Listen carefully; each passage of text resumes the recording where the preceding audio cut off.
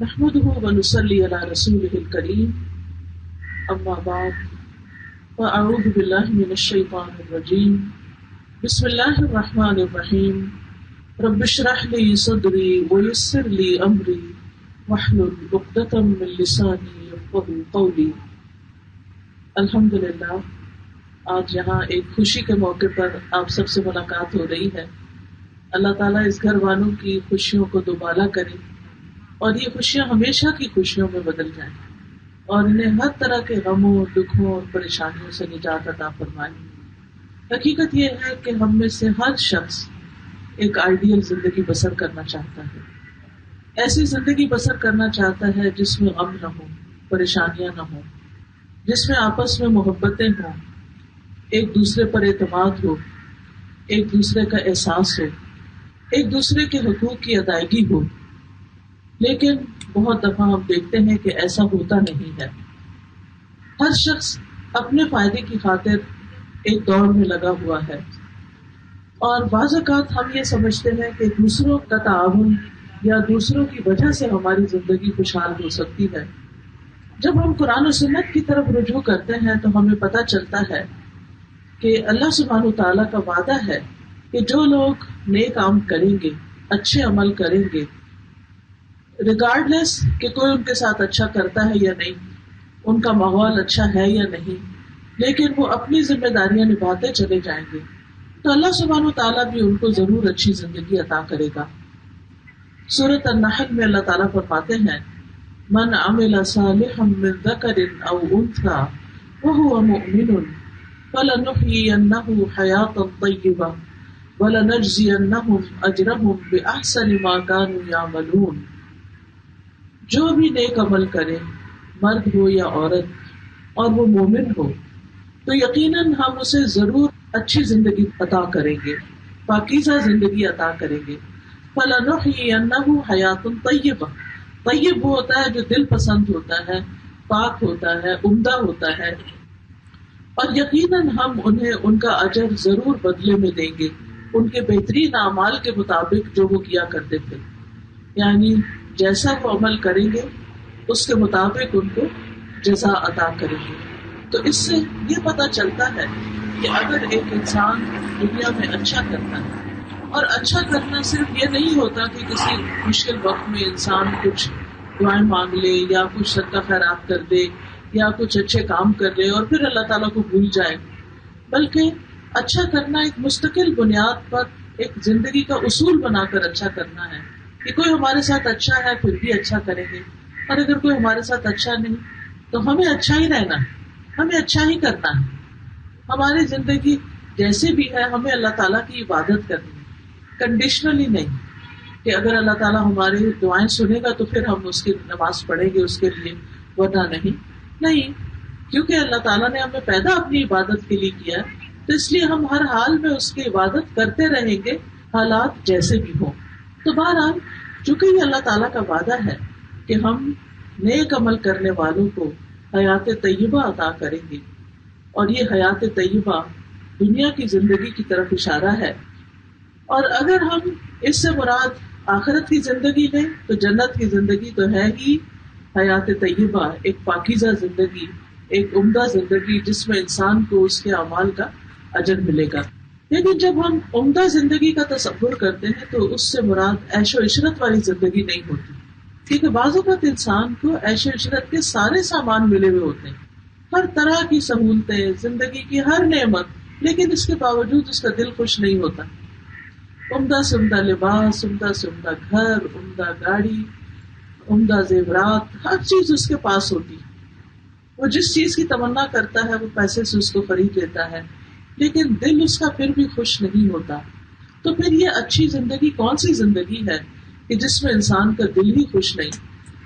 تو اس سے مراد وہ زندگی ہے کہ جس میں ایک مومن اور ایک کافر میں فرق ہوتا ہے، کیونکہ کھانا پینا، زندگی کے عیش و عشرت یہ تو ان لوگوں کو بھی میسر ہے جو اللہ کو مانتے ہی نہیں، جو اللہ تعالیٰ پر یقین ہی نہیں رکھتے، یا اللہ کو مانتے تو اس کے ساتھ شرک کرتے ہیں، یا وہ اللہ کی عبادت نہیں کرتے جیسے اللہ تعالیٰ نے بندوں سے چاہا ہے۔ تو پھر اللہ تعالیٰ کا یہ وعدہ کیسے پورا ہوتا ہے اچھا کام کرنے والوں کے ساتھ؟ اس میں یہ ہے کہ انسان کی زندگی میں سارے غم ختم ہو کر ایک غم پر فوکس کرنے لگتے ہیں، ساری فکریں ایک فکر پر آ کے رک جاتی ہیں، ساری پریشانیاں ایک پریشانی پہ آ کے رک جاتی ہیں، اور وہ یہ کہ میرا رب مجھ سے راضی ہو جائے۔ وہ ہر دم اسی بات کی کوشش کرتا ہے کہ وہ اس دنیا میں رہتے ہوئے ایسے کام کر جائے کہ جس سے اس کی آخرت خراب نہ ہو، جس سے وہ اللہ تعالیٰ کے سامنے جائے تو اللہ تعالیٰ اس سے خوش ہو جائے۔ اور آپ کو یہ معلوم ہوگا کہ یہ خوشخبری انسان کو موت کے وقت ہی ملنے لگتی۔ جو نیک روح ہوتی ہے، اچھے عمل کرنے والا انسان ہوتا ہے، اس کے پاس جب فرشتے آتے ہیں تو وہ فرشتے آ کر اس کو سلام کرتے ہیں اور اس کی جان لینے لگتے ہیں، اور ساتھ اس کو خوشخبری سناتے ہیں، سلام کرتے اور کہتے ہیں اے پاک روح جو پاکیزہ جسم میں تھی، چل اپنے رب کی طرف، ارجع الی ربک راضیۃ مرضیہ۔ خوشخبری کیا ہوتی ہے کہ تیرا رب تجھ سے راضی ہے، تمہارا رب تم سے خوش ہے۔ اس وقت جو مومن ہوتا ہے وہ یہ خوشخبری پا کر چاہتا ہے کہ بس جلدی سے اس کی روح نکل جائے اب جسم سے، وہ اب اس جسم کے اندر رہنا نہیں چاہتی، اور انسان یہ چاہتا ہے کہ فوراً اپنے رب سے ملاقات کرے، جس رب کی رضا کی خاطر اس نے ساری زندگی گزاری ہے، اب وہ اس رب کو جا کے دیکھے، اس سے ملاقات کرے۔ اور یہی وہ بات ہے کہ جس کے بارے میں حضرت عائشہ کہتی ہے کہ نبی صلی اللہ علیہ وسلم نے فرمایا جو بندہ اللہ تعالیٰ سے ملاقات کی محبت رکھتا ہے اللہ تعالیٰ بھی اس سے ملنا چاہتا ہے، اور جو اللہ تعالیٰ سے ملاقات نہیں کرنا چاہتا اللہ تعالیٰ بھی پسند نہیں کرتا۔ اور وہ لوگ ہوتے ہیں کہ جو کفر کرتے ہیں، شرک کرتے ہیں، فسق و فجور کی نافرمانیوں کی زندگی بسر کرتے ہیں، ساری زندگی اللہ سے دور رہتے ہیں، تو موت کے وقت جب فرشتہ آ کر ان کو بتاتا ہے کہ اے خبیث روح جو خبیث جسم کے اندر تھی، چلو اپنے رب کی ناراضگی کی طرف، تو وہ روح جو ہے وہ جسم کے اندر گھومنے لگتی ہے، یعنی چھپنا چاہتی ہے اور نکلنا نہیں چاہتی، لیکن بہرحال اس کو کھینچ کے نکال لیا جاتا ہے، اور جتنا زیادہ وہ فرشتے اسٹرگل کرتے ہیں، کھینچتے ہیں، اتنی تکلیف بھی زیادہ ہوتی ہے، اور پھر اس طرح وہ ناراضگی کے ساتھ اپنے رب کی طرف جاتی ہے۔ لیکن جو نیک روح ہوتی ہے جب اس کی روح پہلے آسمان کے دروازے پر ہی پہنچتی ہے تو فرشتے پوچھتے ہیں کس کی روح آئی، تو وہ بتاتے ہیں کہ یہ فلاں اور فلاں بن فلاں تھا، اس کا اچھا سا نام لے کر جس سے اس کو دنیا میں یاد کیا جاتا تھا، اور پھر وہ بھی اس کو مرحبا کہتے ہیں اور خوش آمدید کہتے ہیں، ویلکم کرتے ہیں، اس کا استقبال کرتے ہیں، اور پھر وہ روح اس آسمان کی طرف چلی جاتی ہے جہاں وہ رب تک جا پہنچتی ہے، تو اس کا رب اس سے راضی ہوتا ہے، اور وہ رب کی رضا کے ساتھ پھر علیین میں اس کا ٹھکانہ ہوتا ہے۔ لیکن یہ خوش قسمتی کس کے ہاتھ آتی ہے؟ یہ اس کے ہاتھ کہ جس کو اللہ تعالیٰ سے محبت ہوتی ہے، وہ اللہ تعالیٰ سے ملاقات کا شوق رکھتا ہے، جس کو اللہ تعالیٰ کا قرب چاہیے ہوتا ہے، جس کی سوچ سب سے بلند ہو جاتی ہے، وہ مقابلے بازیوں پہ نہیں رہتا، وہ ٹٹ فار ٹیٹ کی اس پہ نہیں رہتا، وہ ہر حال میں اچھا ہی کرنا چاہتا ہے، اور پھر اس کا دل، اس کے ارادے، اس کی سوچ، اس کی سب چیزیں اپنے رب کی گرد گھومتی رہتی ہیں۔ میں نماز پڑھی، پتہ نہیں رب کو پسند آئی ہے کہ نہیں، میں نے صدقہ خیرات دیا، کہیں دکھاوا تو نہیں ہو گیا، میں اپنے ہسبینڈ کے حقوق ادا کر رہی ہوں، کہیں ایسا تو نہیں کہ کوئی ایسی چیز بیچ میں آ جائے جو اللہ تعالیٰ کو ناراض کرنے والی ہو۔ رشتے دار مجھے نہیں پوچھتے، لیکن میں ان کو اس لیے پوچھتی ہوں کہ اس سے میرا رب خوش ہوتا ہے۔ میرے دوست میرے ساتھ زیادتی کر جاتے ہیں، لیکن میں زیادتی نہیں کروں گی کیونکہ میرا رب اس کو پسند نہیں کرتا۔ تو ایسا انسان زندگی میں ساری زندگی ہر کام میں وہ اپنے رب کی رضا کا متلاشی رہتا ہے، اور یہی چیز اس کو سکون عطا کرتی ہے۔ یاد رکھیے یہ پرسکون زندگی ہی دراصل حیات طیبہ ہے۔ امام ابن قیم کہتے ہیں پاکیزہ زندگی کی تفسیر قناعت میں یعنی راضی رہنے میں اور اچھے رزق وغیرہ سے بھی کی گئی ہے، لیکن اصل بات یہ ہے کہ اس سے مراد دل کی زندگی ہے، دل کی نعمتیں ہیں، دل کی رونق ہے، دل میں اللہ کی محبت کی ٹھنڈک ہے، ایمان کی حلاوت ہے، اللہ تعالیٰ کی معرفت ہے، اللہ تعالیٰ کی پہچان ہے، اللہ پہ توکل ہے، سخت سے سخت مشکل سے مشکل حالات میں بھی ایک ٹھہراؤ ہے، اندر سکون ہے کہ میرا اس بات کا یقین ہے کہ میرا رب میرے ساتھ برا نہیں کرے گا، میرا رب میرے ساتھ ہر حال میں اچھا کرے گا۔ ہر چیز کا ایک ظاہری پہلو ہوتا ہے اور ایک چھپا ہوا پہلو ہوتا ہے۔ ہم عموماً جو فیصلے کرتے ہیں یا جو ہماری سوچ ہوتی ہے وہ ظاہری پہلو کو دیکھ کے ہوتی ہے، اور اگر ظاہر میں کوئی چیز اچھی لگ رہی ہے تو ہم اس سے اٹریکٹ ہو جاتے ہیں، اس کا دوسرا رخ نہیں دیکھتے. لیکن اللہ سبحانہ وتعالیٰ کے ہاں یعنی کچھ چیزیں ایسی ہیں جو ہماری زندگی میں پیش آ رہی ہوتی، جن کی توجہ ہمیں سمجھ نہیں آتی کہ یہ کیوں ہو رہا ہے، تو اس کا ایک دوسرا رخ بھی ہوتا ہے جو اللہ کو پتا ہوتا ہے، ہمیں نہیں پتا ہوتا. تو بعض علماء کہتے ہیں کہ اگر بندے کو یہ پتا چل جائے کہ اللہ تعالیٰ نے کسی انسان پر کوئی آزمائش کیوں بھیجی اور اس کا دوسرا رخ کہ اس کے پیچھے اس کے لیے کیا نعمت اور راحتیں چھپی ہوئی، اور اس آزمائش کے ذریعے اللہ تعالیٰ اس کو کیسے بلند درجے دینا چاہتا ہے، اور اس آزمائش کے ذریعے اس کو کیسی کیسی نعمتیں ملنے والی ہیں، تو پھر انسان اس تقدیر پر خوش ہو جائے، راضی ہو جائے اور اللہ کی محبت میں اور اضافہ ہو جائے گی. وہ تکلیف بھی اس کی اللہ کی محبت میں اضافے کا ذریعہ بن جائے. لیکن چونکہ ہمیں اس کا پتہ نہیں ہوتا، ہم ظاہری چیزوں کو دیکھتے ہیں اور ہم سمجھتے ہیں کہ شاید ہمارے ساتھ یہ بہت انفیئر ہوا ہے اور یہ ٹھیک نہیں ہوا.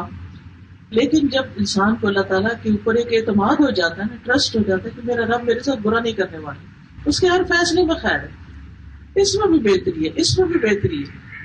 ہر وہ چیز جو ہمیں پسند آئے اس کو بھی رب کی رضا سمجھ کے لے، اور جو چیز ہمیں پسند نہ آئے اس میں بھی رب کی رضا سمجھے. تو اس حال میں انسان کا جب دل راضی ہو جاتا ہے تو بعض لوگ کہتے ہیں کہ میرے دل پر، کسی نے کہا کہ میرے دل پر کچھ اوقات ایسے بھی آتے ہیں کہ میرا دل خوشی سے جھوم اٹھتا ہے. اور یہ خوشی کس بات کی ہوتی ہے؟ رب کی رضا پر راضی رہنے کی، اور دل کے اندر ایک بنا ہونے کی، دل کے اندر ایک سکون ہونے کی. پھر آپ دیکھیے کہ جب یہ ہم اچھی زندگی کا تصور کرتے ہیں تو ہم یہ سوچتے ہیں کہ ہم چونکہ نماز، روزہ، صدقہ خیرات، ذکر، اذکار سب کریں تو اس ٹائم پر کوئی تکلیف نہیں آنی چاہیے. یا فلاں شخص تو اتنا نیک ہے، اس نے تو ساری زندگی عبادت میں گزاری، پھر اس کو کینسر کیوں ہو گیا؟ فلاں تو ایسا ہے کہ اس کی ساری زندگی لوگوں کی خدمت میں گزری ہے، لیکن اس کے اپنے بچے اس کے کیوں نہیں ہوئے؟ یعنی کچھ سوال ہمارے ذہن میں ایسے پیدا ہوتے رہتے ہیں. تو بات یہ ہے کہ اللہ تعالیٰ نے یہ نہیں کہا کہ میں اچھی زندگی بسر کراؤں گا کہ تمہارے لیے دنیا کے دروازے کھول دوں گا اور تمہیں ہر طرح کے غم سے بچا دوں گا. نہیں، اس کا مطلب یہ ہے کہ تکلیفیں آئیں گی بھی تو اس بندے کے اندر ایک ٹھہراؤ ہوگا، اس کو قبول کرنے کی صلاحیت دے دے گا. ٹھیک ہے، اب دیکھیے دنیا اللہ نے امتحان کے لیے بنائی ہے. الذی خلق الموت والحیات لیبلوکم ایکم احسن عملا. اس نے موت اور زندگی اس لیے بنائی کہ تمہیں آزما کے دیکھے تمہیں اچھے کام کون کرتا ہے. تو یہ زندگی تو ہے ہی امتحان، اس میں امتحان تو آئیں گے ہی آئیں گے، فور شور آئیں گے. اس سے نہ کوئی نبی بچا ہوا، نہ کوئی صحابی بچا ہوا، نہ ہی کوئی نیک انسان، کوئی عالم، کوئی زاہد، کوئی متقی، کوئی فارسہ، کوئی بھی نہیں بچا ہوا. یہ تکلیفیں تو سب کے لیے لکھی ہوئی ہیں. کوئی دنیا میں ایسا شخص نہیں کہ جس کے لیے صرف نعمتیں ہی نعمتیں ہوں اور اس کے لیے کوئی امتحان اور تکلیف نہ ہو.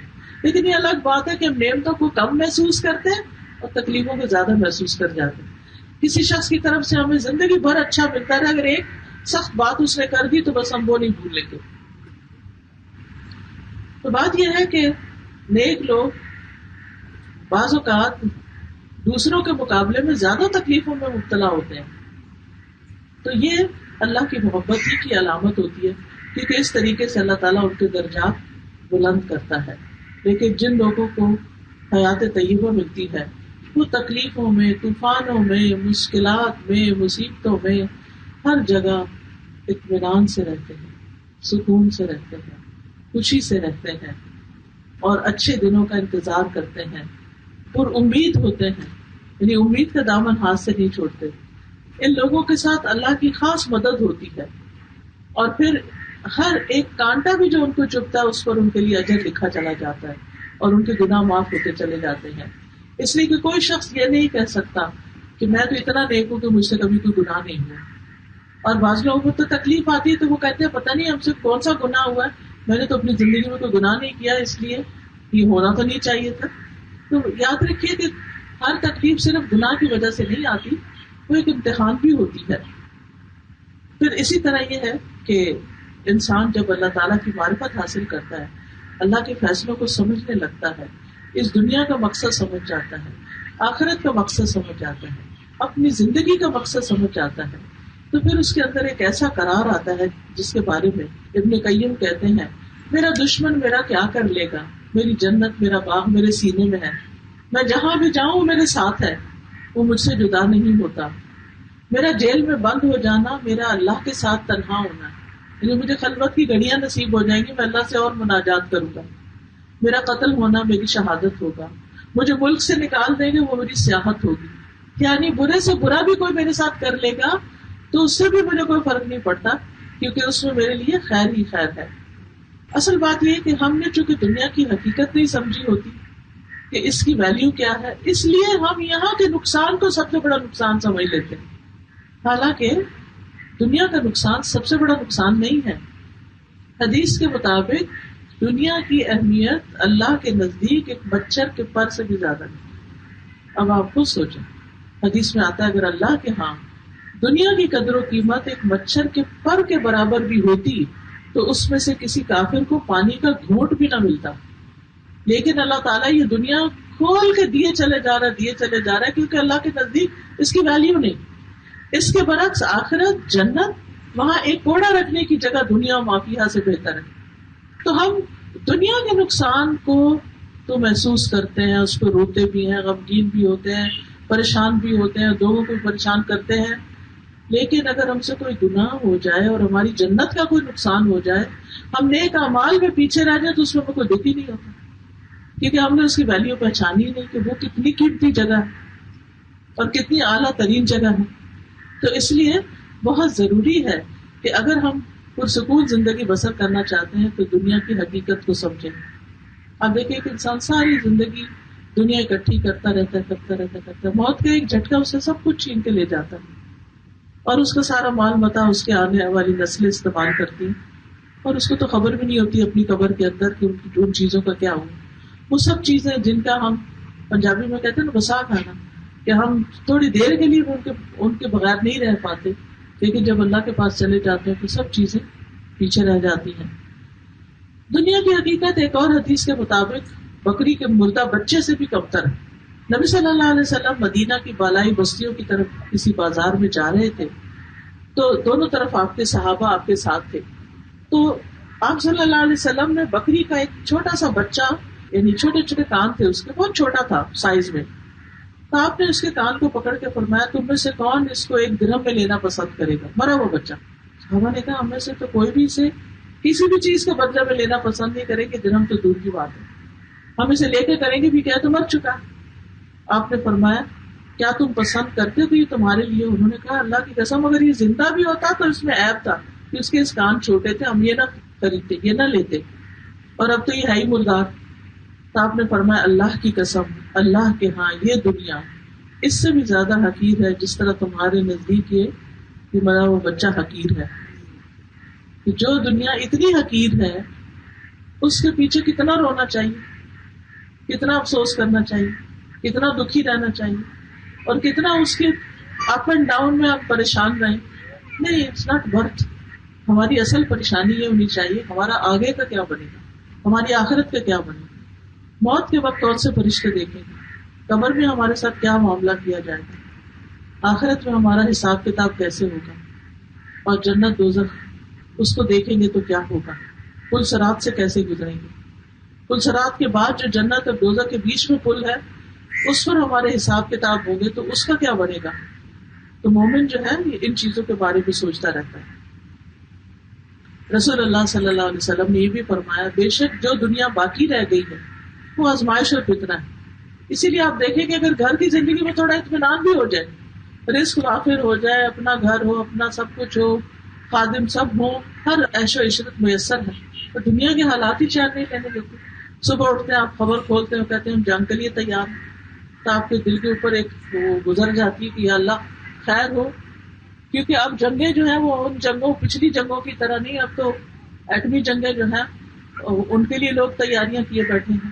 تو آپ سوچیں کہ انسان کی ساری نعمتوں اور ساری سوچوں کے اوپر پانی پھر جاتا ہے تو پھر کیا بنے گا، اور یہ ساری نعمتیں جو ہم نے اتنی محنتوں سے اکٹھی کی اس کا کیا ہوگا۔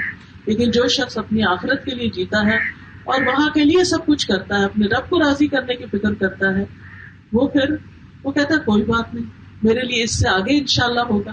میں تو دنیا میں ایک اجنبی کی طرح زندگی بسر کر رہا ہوں. اسی طرح رسول اللہ صلی اللہ علیہ وسلم نے دنیا کو ایک قید خانہ قرار دیا.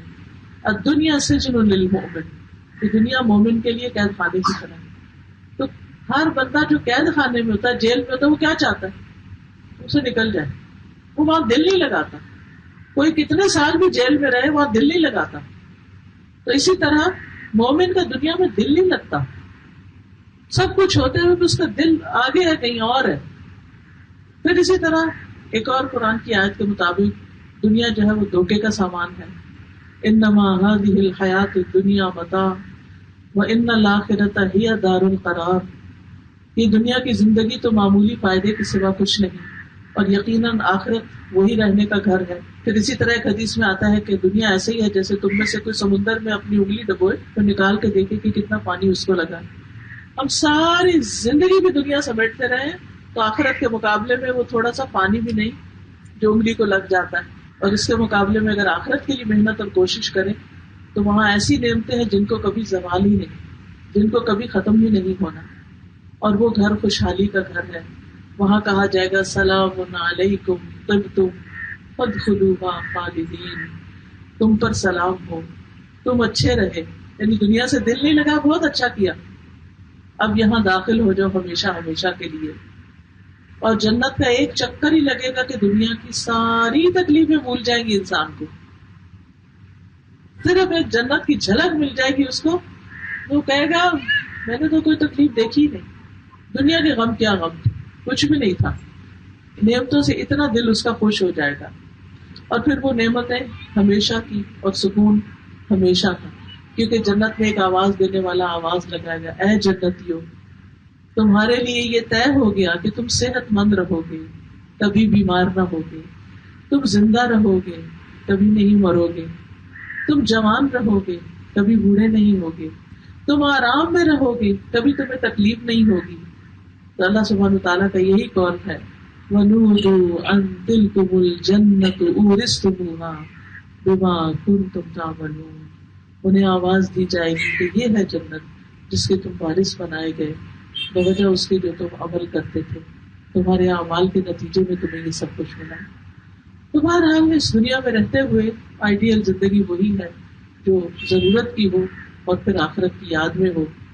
دنیا کے غم کم ہو اور آخرت کے غم زیادہ ہو. لیکن افسوس یہ کہ ہماری دنیا کے غم زیادہ ہیں اور آخرت کے کم ہیں. ہمیں اس کو شفٹ کرنا ہے، اس کو تبدیل کرنا ہے، اپنی ہیبٹس کو بدلنا ہے، اپنی پرائرٹیز کو سیٹ کرنا ہے کہ زیادہ ویلیوبل چیز کیا ہے. پھر اسی طرح دنیا ایک آزمائش ہے. اللہ تعالیٰ فرماتے ہیں کل نفس ذائقۃ الموت ونبلوکم بالشر والخیر فتنہ والینا ترجعون. ہر جاندار کو موت کا مزہ چکھنا ہے اور ہم تمہیں اچھے اور برے حالات دونوں سے آزماتے ہیں. نعمتیں بھی آزمائش ہے، شادی بھی ایک امتحان ہے کہ ہم نبھا کیسے کرتے ہیں، اور بالآخر تمہیں ہماری طرف لوٹنا ہے.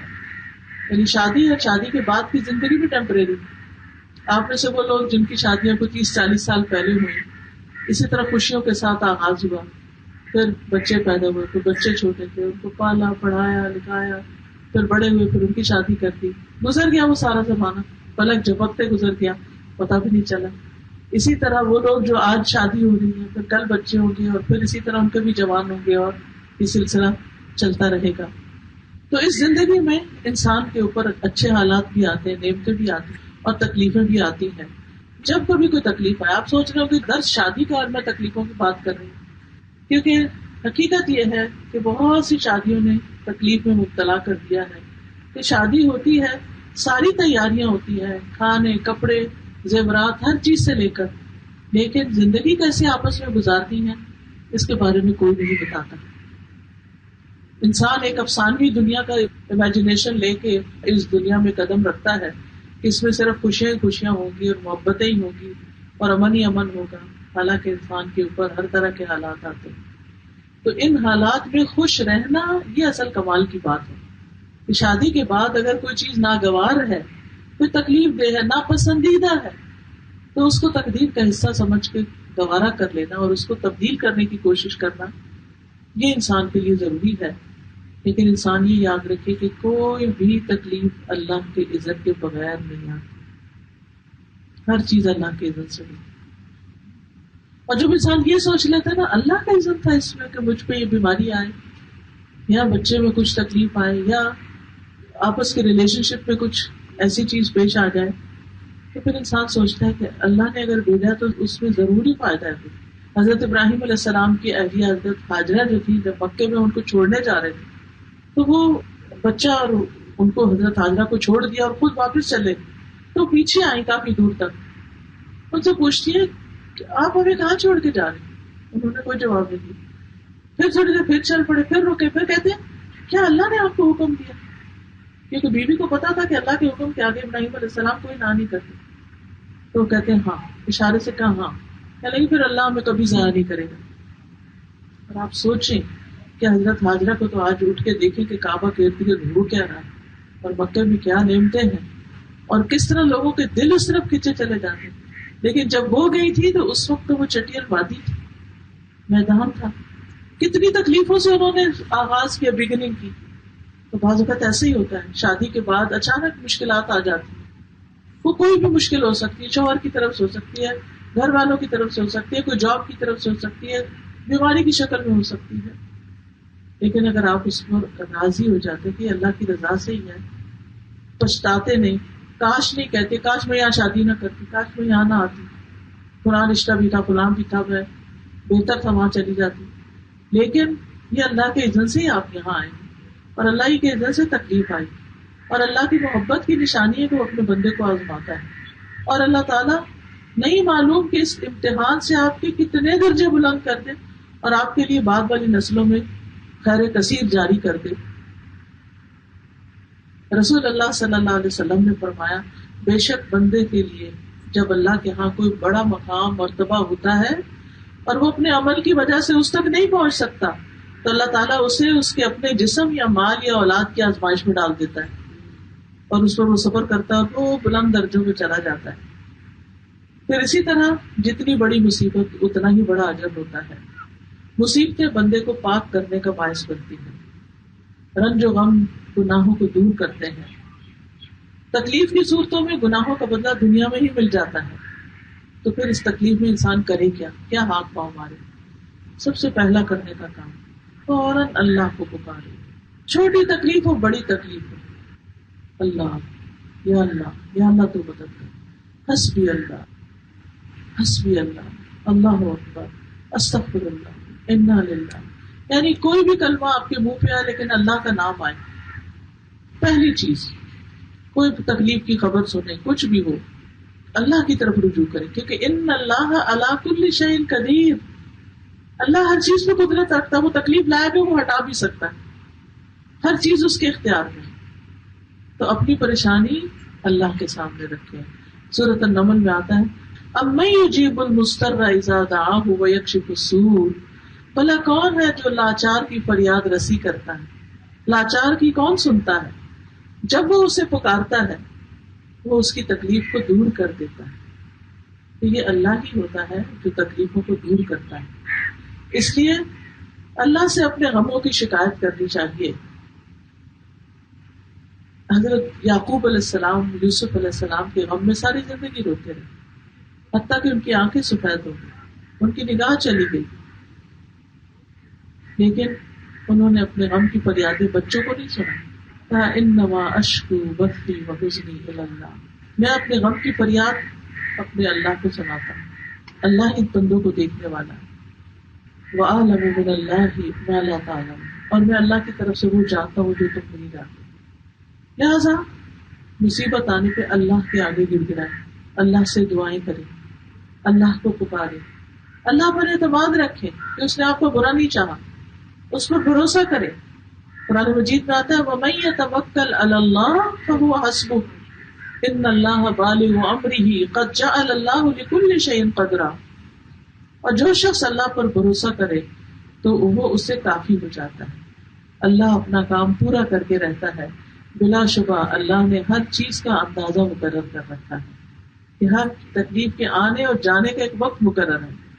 جب تکلیف آتی ہے نا, چاہے زکام نزلہ بھی ہم کہتے جلدی سے ٹھیک ہو جائے, لیکن کیا ہوتا ہے وہ اپنا ٹائم لیتا ہے, کیونکہ آتا جلدی سے لیکن جاتا پھر اپنی مرضی سے. کھانسی وانسی شروع ہو جائے تو اور لمبا چل پڑتا. تو اسی طرح باقی یہ تو چھوٹی سی مثال ہے، باقی چیزیں بھی ایسے ہی ہوتی ہیں. پھر اسی طرح یہ کہ اللہ کی عبادت کی طرف جو کمی کوتاہی ہو رہی ہے اس کو پورا کرے کہ کہیں اللہ تعالیٰ ناراض تو نہیں.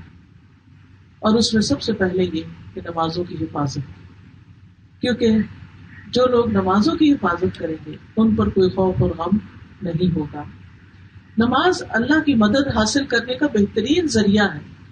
قرآن پاک میں اللہ تعالیٰ فرماتے ہیں یا ایھا الذین آمنوا استعینوا بالصبر والصلاۃ ان اللہ مع الصابرین.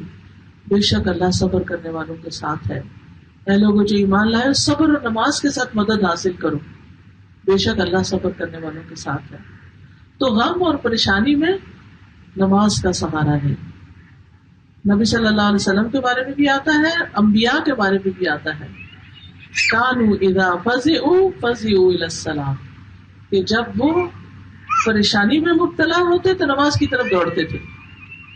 نماز پڑھنے سے اللہ کی رحمت ملتی ہے، راحت و سکون ملتا ہے، مشکلات دور ہوتی ہیں. نمازوں کی حفاظت کرنے والا اللہ کی حفاظت میں آ جاتا ہے.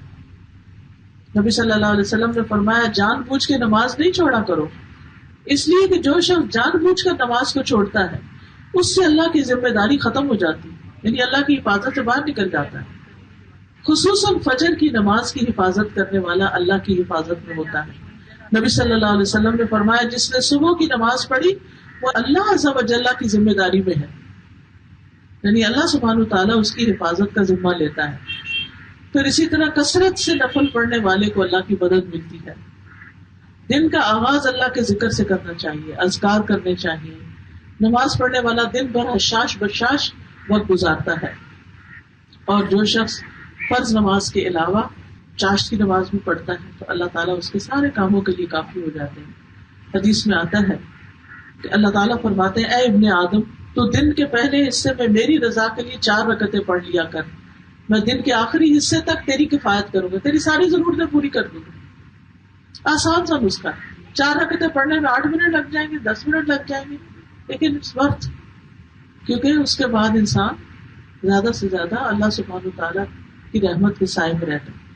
تیسری چیز جو ہے وہ ذکر کی کثرت. جب کوئی پریشانی آئے زیادہ سے زیادہ اللہ کو یاد کریں. الا بذکر اللہ تطمئن القلوب، سنو اللہ کے ذکر سے دلوں کو اطمینان ملتا ہے. ذکر سے رحمت اور سکینت نازل ہوتی ہے. تسبیح اور تحمید سے دل کی تنگی دور ہوتی ہے. اگر آپ کے اندر کوئی خوف ہے، کوئی گھبراہٹ ہے، کوئی فکر ہے، کوئی پریشانی ہے تو آپ سبحان اللہ و بحمدہ سبحان اللہ العظیم پڑھنا شروع کر دیں. پھر کثرت سے نبی صلی اللہ علیہ وسلم پر درود شریف پڑھیں، کیونکہ درود شریف پڑھنے سے سارے غم اور فکریں دور ہو جاتی ہیں. پھر اسی طرح ابن قیم کہتے ہیں ذکر شیطان کو بھگا دیتا ہے جو وسوسے ڈالتا ہے اور مایوسیاں ڈالتا ہے اور پریشان کرتا ہے. رحمان کو راضی کرتا ہے، دل سے غم اور پریشانی دور کرتا ہے. یہ دل کے لیے فرحت اور خوشی کو کھینچ لاتا ہے، جسم اور دل کو طاقت بخشتا ہے. یہ دل اور چہرے کو منور کر دیتا ہے. ذکر رزق کو کھینچ لاتا ہے. یہ ذکر کرنے والے کو حلاوت اور تازگی کا لباس پہناتا ہے، یعنی اس کے اندر ایک مٹھاس آ جاتی، کڑواہٹ نہیں رہتی، وہ ہر ایک سے لڑتا جھگڑتا نہیں رہتا، اس کے اندر ایک سکون آ جاتا ہے. چوتھی چیز ہے استغفار. جب تکلیف آئے استغفار کریں. اللہ کا وعدہ ہے فَقُلْتُ اسْتَغْفِرُوا رَبَّكُمْ إِنَّهُ كَانَ غَفَّارًا، تو میں نے کہا اپنے رب سے معافی مانگ لو، وہ ہمیشہ سے بہت معاف کرنے والا ہے. وہ تم پر برستی ہوئی بارش بھیجے گا اور وہ مالوں اور بیٹوں کے ساتھ تمہاری مدد کرے گا اور تمہیں باغات عطا کرے گا، تمہارے لیے نہریں جاری کر دے گا. تو آپ دیکھیے استغفار کا فائدہ کیا بتایا گیا کہ تمہیں مال اور بیٹوں سے نوازے گا. پھر اسی طرح استغفار سے اللہ کا عذاب نہیں آتا اور مصیبتیں نہیں آتی. پانچویں چیز قرآن سے تعلق مضبوط کرنا. قرآن ایمان والوں کے لیے شفا اور رحمت ہے، بیماریوں سے نجات دیتی ہے. کتنے ہی لوگوں نے اپنا ایکسپیرینس بیان کیا. ایک ابھی پچھلے دنوں ایک خاتون ملی، وہ کہنے لگی کہ میں نشہ کرتی تھی اور میرے ہسبینڈ بھی کرتے ہیں، میرے گاؤں کے بہت سارے لوگ جو ہیں وہ مرد جو حضرات ہیں وہ نشے میں مبتلا ہیں. کہتی کہ میں نے جو ہی قرآن کلاس جوائن کی، قرآن پڑھنا شروع کیا اللہ نے قرآن سے مجھے شفا دی, مجھے نشے کی ضرورت ہی نہیں رہی. حالانکہ لوگوں کو ریہیبلیٹیشن کے لیے بھیجا جاتا ہے ایک ایک دو دو تین تین دفعہ, لیکن نشے کی عادت نہیں جاتی. تو کس طرح قرآن نے زندگی بدل کے رکھ دی, کیونکہ قرآن خود بتاتا ہے وَنُنَزِّلُ مِنَ الْقُرْآنِ مَا هُوَ شِفَاءٌ وَرَحْمَةٌ لِّلْمُؤْمِنِينَ وَلَا يَزِيدُ الظَّالِمِينَ إِلَّا خَسَارًا. اور ہم قرآن میں جو کچھ نازل کرتے ہیں وہ مومنوں کے لیے شفا اور رحمت ہے, مگر ظالموں کے خسارے میں ہی اضافہ کرتا ہے. یعنی ظالم لوگ قرآن سے فائدہ نہیں اٹھاتے, ورنہ قرآن تو رحمت دلانے والی بابرکت کتاب ہے, اللہ سے تعلق کا ایک بہترین ذریعہ ہے. نبی صلی اللہ علیہ وسلم نے فرمایا کوئی ایسی چیز نہیں جو اس سے زیادہ بہتر ہو جس کے ذریعے تم اللہ کی طرف رجوع کر سکو, سوائے اس کے جو اس کی طرف سے نازل ہوئی, یعنی قرآن. کبھی دل گھبرائے, پریشانی ہو, کوئی ایسی پریشان کن خبر سنیں, قرآن پڑھنا شروع کر دیں. آپ دیکھیں گے کہ آہستہ آہستہ آہستہ وہ بوجھ جیسے برف پگھل جاتی ہے نا, ایسے ہی سارا غم پگھل کے ختم ہو جاتا ہے, بہہ جاتا ہے, اور انسان حشاش بشاش ہو جاتا ہے. قرآن گھروں میں برکت کا ذریعہ ہے. آپ کے گھروں میں قرآن کلاسز ہو, آپ اپنے گھر میں خود پڑھنے والے ہوں, بچوں کو پڑھائیں, بڑوں کو تلاوت کے لیے کہیں. پھر قرآن پڑھنے سے شیاطین سے حفاظت ہوتی ہے. یہ جو گھر گھر کا مسئلہ بنا ہوا, جادو ہو گیا, جن ہو گیا, فلاں ہو گیا, تو ایسی چیزیں قرآن پڑھنے پڑھانے والوں سے پھر دور رہتی ہیں. قرآن کی تلاوت نور حاصل کرنے کا ذریعہ ہے, اور سورۃ البقرہ کی تلاوت جو ہے وہ جادوگروں سے نجات کا ذریعہ ہے. جس کسی پر کوئی ایسے اثرات ہوں تو وہ کیا کرے, ہر روز سورۃ البقرہ پڑھے. ہر روز نہیں پڑھ سکتے, 2 دن میں ختم کرے, 2 دن میں نہیں کر سکتے, 3 دن میں ختم, ہفتے میں 1 دن ختم کر لے, مہینے میں 1 دن ختم کر لے, لیکن سورۃ البقرہ پڑھتا رہے. پڑھ کے پانی پہ دم کر کے اگر چاروں طرف چھڑکاؤ کر دے تو اس سے اور بھی زیادہ فائدہ ہوتا ہے. شیطان اس گھر سے بھاگ جاتا ہے جس میں سورۃ البقرہ پڑھی جاتی ہے. چھٹی چیز جو ہے وہ تزکیہ نفس ہے, کہ انسان جب کوئی تکلیف آئے تو اپنے گناہوں پر غور کرے کہ اس میں میرا قصور کہاں ہے, میری غلطی کیا ہے. تو انسان کو اللہ تعالیٰ دکھا بھی دیں گے اگر واقعی سنسیئرلی انسان اپنی غلطی جاننا چاہتا ہے, اور اس طرح انسان اپنی اس غلطی پہ توبہ کر لے, معافی مانگ لے. پھر یہ ہے کہ انسان ایمان اور تقویٰ کا دامن تھام لے. جو ہو چکا ہے, جا چکا ہے, اس پر غم نہ کرے, اللہ کی رضا پہ راضی رہے, زبان سے کوئی برا لفظ نہ نکالے, اللہ سے شکوہ نہ کرے کہ اللہ میں راضی, چاہے دل میں غم ہے, تکلیف ہے, پریشانی ہے, لیکن کہ یا اللہ میں راضی, یا اللہ میں راضی. شادی کے بعد کی زندگی میں بھی کبھی شوہر ڈانٹ دیتا ہے, کبھی کچھ مرد حضرات بڑے غصے کے ہوتے ہیں, کچھ بڑے لاپرواہ سے ہوتے ہیں, تو عورت بیچاری جلدی اڑتی رہتی. تو ایسی صورت میں کیا کرنا چاہیے, اللہ تعالیٰ کی طرف رجوع کر کے قرآن کی تلاوت اور اپنی زبان کو برے الفاظ سے بچا کے رکھنا چاہیے. لڑائی جھگڑوں سے پرہیز کرنا چاہیے, جزا فضا سے پرہیز کرنا چاہیے, ہر حال میں اللہ کا شکر گزار بننا چاہیے, صابرین میں شامل ہونا چاہیے, حالات سے مایوس نہیں ہونا چاہیے. اور 7ویں چیز, آخری چیز, آخرت کی فکر لگا دینی چاہیے.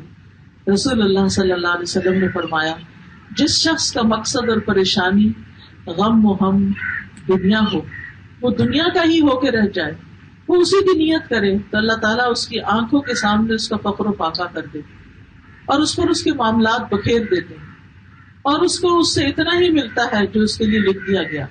اور جس شخص کا مقصد اور حرص آخرت ہو, اور وہی اس کا ہدف بن جائے, اور وہ اسی کی نیت کرتا ہو, تو اللہ عز و جل اس کے دل میں غنا ڈال دیتے ہیں, اور اس کے معاملات کو یکجا کر دیتے ہیں. اس کو اپنی حاجتوں کے پیچھے بھاگنا نہیں پڑتا, اور دنیا اس کے پاس ذلیل ہو کر آتی ہے.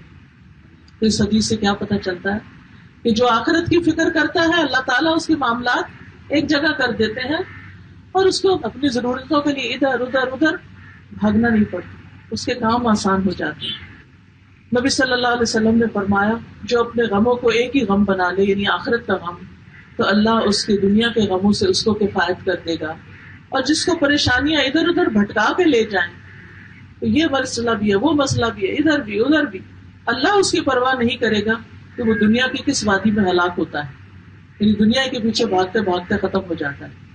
تو اس لیے دنیا میں رہتے ہوئے دنیا کی ضروریات تو ہمیں پوری کرنی ہے, لیکن فکر آخرت کو بنانا ہے. تو اللہ تعالیٰ ہمیں اس کی توفیق عطا فرمائے.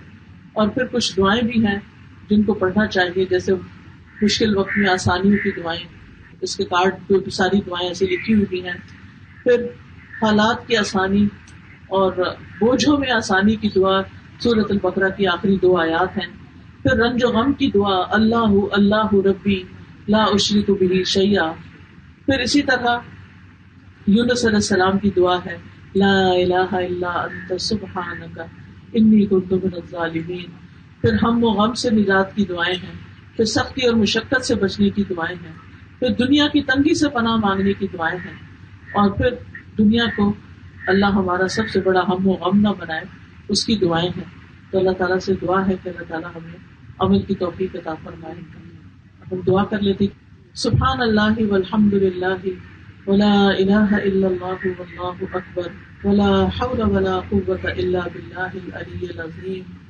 اللہم صلی علی محمد وعلی آل محمد کما صلیت علی ابراہیم وعلی آل ابراہیم انک حمید مجید.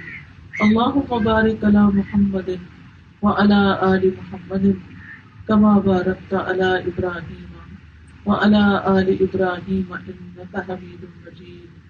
ربنا آتنا فی الدنیا حسنۃ وفی الآخرۃ حسنۃ وقنا عذاب النار.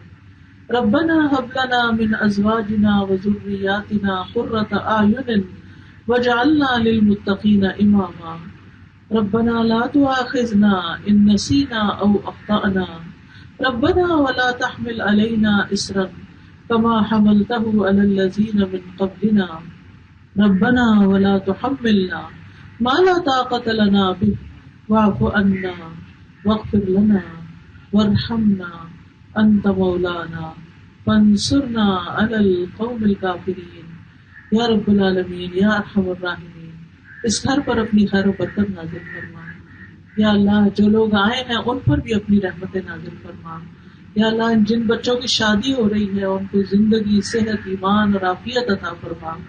ان کو خوشیوں بھری زندگی نصیب فرما اور ان کو ہر تکلیف اور غم اور دکھ سے محفوظ رکھنا. ہر حاسد کے حسد اور شریر کے شر سے محفوظ رکھنا. یا اللہ ہم سب کو بیماریوں سے نجات عطا فرما. اللہ ہم سب کے بچوں کو ہدایت عطا فرما. اللہ حلال رزق عطا فرما حرام سے بچا. یا رب العالمین تو ہمیں مرتے دم تک اپنا بندہ بنا کے رکھنا. یا اللہ موت کے وقت فرشتہ سلام لے کر آئے اور تو ہم سے راضی ہو جائے, تیری طرف سے خوشخبریاں آئیں. یا رب العالمین جتنی بھی بہنیں آئی ہیں ان کے دلوں میں جو دعائیں ہیں نیک تمنائیں ہیں ان کو پورا فرما. ان سب کے دکھوں کو دور فرما. ان کی ساری ذاتیوں گناہوں قصوروں سے درگزر فرما. یا اللہ ہم سب کو معاف کر دے. یا اللہ تو ہم سب کو جنت الفردوس عطا کر دے. اللہ تمہیں آخرت کی فکر لگا دے. ہمیں نفع مند علم عطا فرما دے. ہمیں زیادہ سے زیادہ اپنا قرآن سیکھنے سمجھنے اس میں غور و فکر کرنے کی توفیق عطا فرما دے. اللہ ہمارے والدین پر اپنی رحمت نازل فرما. ربنا تقبل منا انك انت السميع العليم وتب علينا انك انت التواب الرحيم. وصلى الله تعالى على خير خلقه محمد وعلى آله واصحابه واهل بيته اجمعين برحمتك يا ارحم الراحمين. الہی آمین. سبحانك اللهم وبحمدك اشهد ان لا اله الا انت استغفرك واتوب الیک. السلام علیکم ورحمۃ اللہ وبرکاتہ.